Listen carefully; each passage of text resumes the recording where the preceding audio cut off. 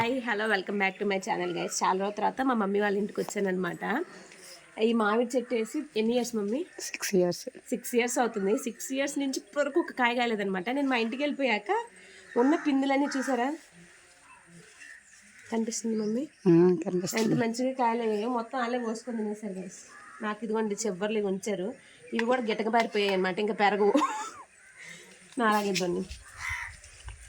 ఈ చెట్టుకి ఒక్కొక్కసారి ఒక్కొక్క రకం కాయలు కాస్తున్నాయి. ఇంత ముందు పొడుగ్గా, తర్వాత ఇలా పొట్టిగా. ఇంకా ఇద్దండి, ఇక్కడ దాంకొని ఉంది. మమ్మీ రాలిపోయింది. అండ్ అదే కాదు, ఇంకా ఇవాళ నేను చాలా చూపిస్తాను. గ్యాస్ మాకైతే అక్కడ 100 పూలు 10 రూపాయలు మమ్మీ. ఎంత చెప్పాను నేను? 10 రూపాయలు.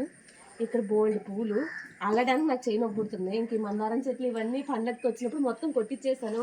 ఒక్క మొదలు మాత్రం ఉంచి మళ్ళీ నాకంటే హైట్ పెరిగిపోయాయి. పాపం మా మమ్మీకి ఎలా అందుతున్నాయో ఏమో నాకు అర్థం కావట్లేదు.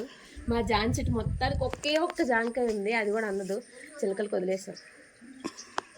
మొత్తానికి ఇలా ఉందన్నమాట. ఇంకా కరేపాకు చెట్టు అయితే బోల్డ్ ఆకుంది, అది కూడా కొట్టించేసాం మొన్న. చూపిస్తాను నేను. దా మమ్మీ, ఇద్దండి పొనగంటాకు. ఇంత కొమ్మనుంది. నేను వెళ్ళేటప్పుడు వచ్చేసరికి ఇంత కొట్టు అయిపోయింది. రెగ్యులర్గా వాటర్ పెడితే బాగా పెరుగుద్ది అనమాట.